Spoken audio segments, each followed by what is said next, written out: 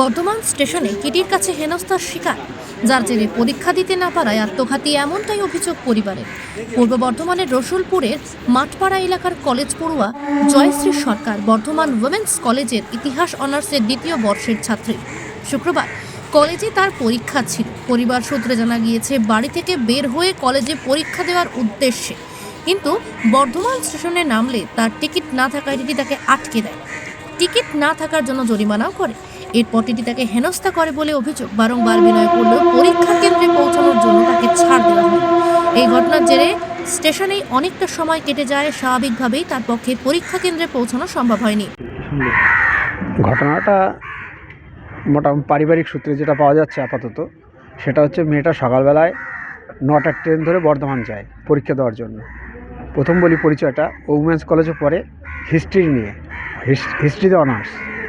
তো বর্ধমান প্ল্যাটফর্মে যখন নামে ওকে টিটিতে ধরার পর ওকে মানে শ্লীলতাহানি থেকে শুরু করে হ্যারাসমেন্ট, মানে একটু ওখান থেকে মেয়েটা ভেঙে পড়ে, বাড়িতে ফিরে আসে পরীক্ষা না দিতে পেরে।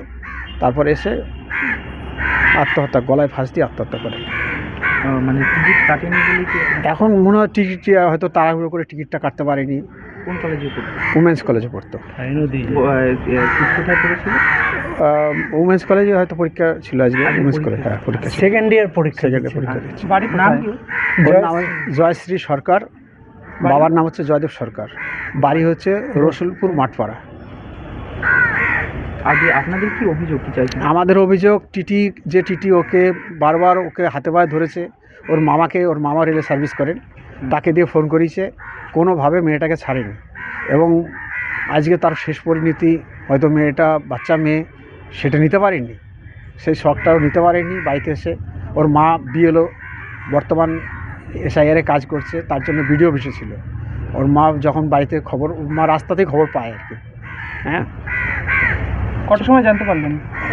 ওর বাবা 2:30 নাগাদ দেখতে পেয়েছে ঘরে গিয়ে যে ওই অবস্থা। পরীক্ষা দিতে পারেনি? না, পরীক্ষা দিতে পারেনি। পরীক্ষা না দিতে পারে ফিরে এসে, 2টো ট্রেনে ফিরে এসছে।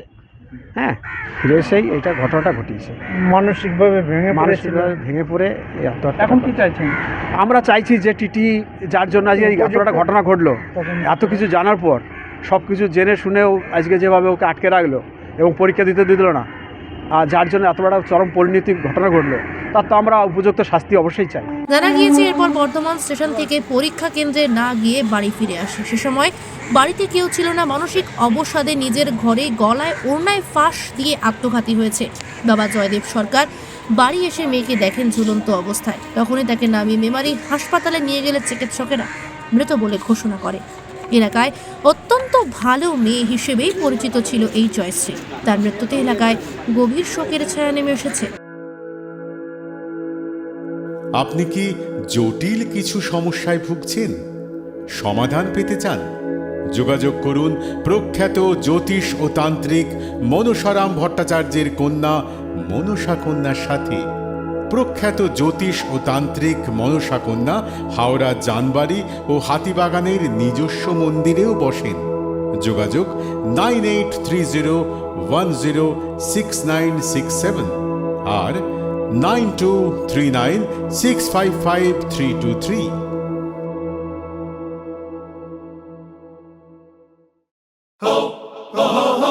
পুজো মানে জমকালো লাইন, Dropbox লোফালুফি আইন, পেপারের ক্যাটালগে আঁকা, বাঙালির ইমোশনে মাখা।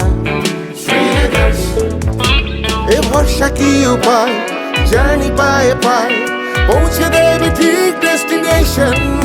বিশ্বমান শ্রীলেদার্স, খাঁটি দাম শ্রীলেদার্স। শ্রী লেদার্স, হাওড়া ময়দান।